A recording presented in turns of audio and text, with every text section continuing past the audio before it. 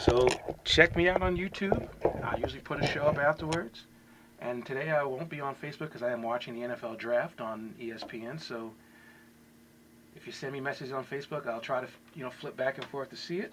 But more than likely, I'll be stuck on ESPN. So just call the show, like I said, at 323-962-1937. And let's get it on. The NFL owners this week, in my opinion, took a serious blow when the judge ruled for the players and upheld her ruling as they tried to appeal it. The lockout is temporarily, quote unquote, over. And the players can go back to work if they choose. They can go work out. They can meet with coaches. They can get playbooks. And business as usual, I guess, for the NFL. The owners have to be in shock of this development, but I think most of them probably expected this to come out this way. They realize on their stance on this lockout is not pretty strong because essentially what the players are asking is as American as apple pie, and that is the players want a piece of the pie. There are other concerns in terms of veteran benefits and rookie salary scales and all these other things are things that the owners agree with. And so basically what this is looking like to the owners is that the owners are looking very greedy, that they don't want to, give any bit of the $9 billion that they get in their TV deals to the players. And basically, a judge is seeing through it. And they're also violating antitrust laws by locking the players out because the players aren't doing anything wrong. All the players are doing is exercise their right to go to court. So it's sad that it's come to this. The NBA is about to have the same situation happen when they lock out, which would be the absolute worst thing for the players because nobody in this country really cares about basketball, which we'll talk about in the basketball segment of this show. But the reality, simply to me, for the owners this week, not good. And just to even drive the point home even harder, the commissioner last night stands up and he got booed so lustily. But of course, he stood there, took it like a champ, and understands the fans' frustration and even said to himself that he wants football. But what he doesn't understand is that the fans really don't care about this situation in terms of greedy people being greedy. The fans just want football. And if the players rep, Mr. Smith, had stood up there, they would have booed Mr. Smith too because they would have said, hey, you're being greedy too. But we also understand this. We also understand this, that yes, there's a lot of money being made by the NFL. And yes, in our own lives, if we work at places and the business that we work in are making a lot of money based on our performance, of course we're going to seek a raise. Of course we're going to seek some money. So that's why the fans may not be so angry with the players. They'd be angry that, the fact that we have to talk about lockouts and strikes and stuff. But the fans get it. The fans understand that what the players are doing is the right thing. And by taking the league to court, it's the right thing to do. And having the people who are leading the way, the Tom Brady's, the Drew Breeses, the Peyton Mannings, the faces of this league, it's kind of hard to turn them away. It's kind of hard to look those people in the face who have built all their stadiums.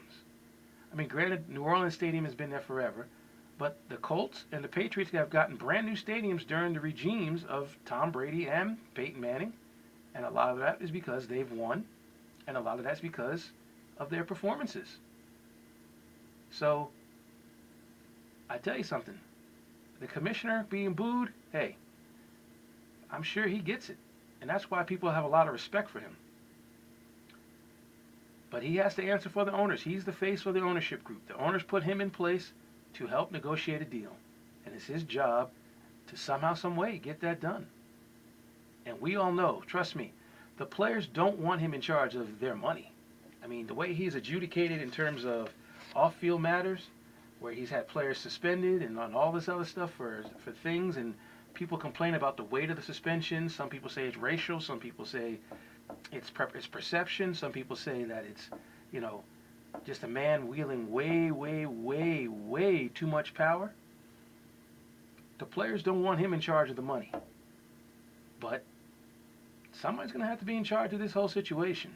Someone's going to have to get into the owner's ears and explain to the owners that an 18-game schedule doesn't help the players, that giving the players some of this $9 billion deal that they have, you know, will help the players and make the game better. And yes, we all understand it.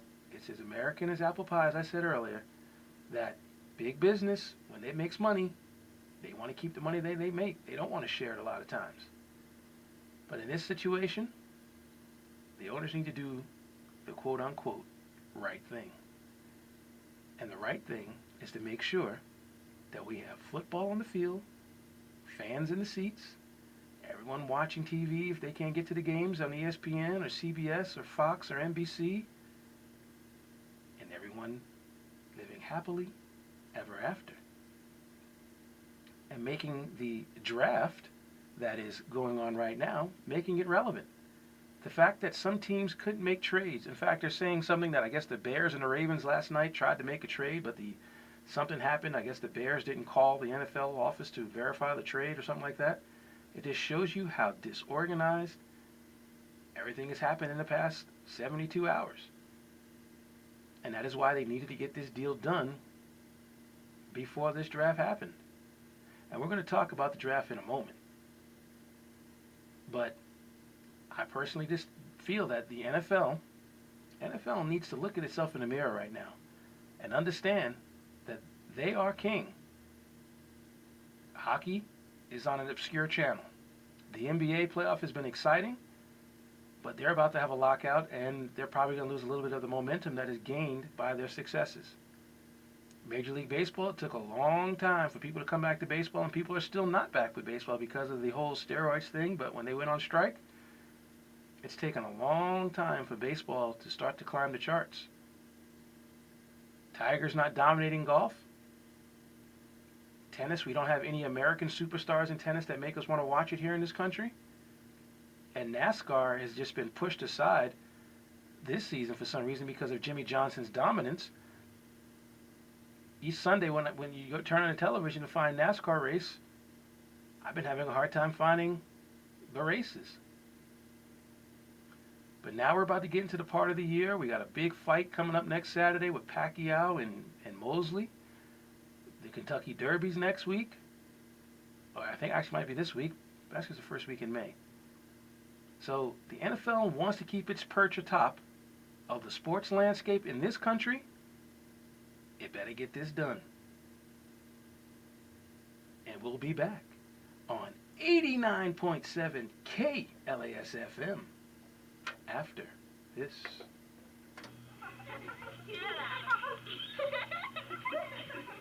What's that sound?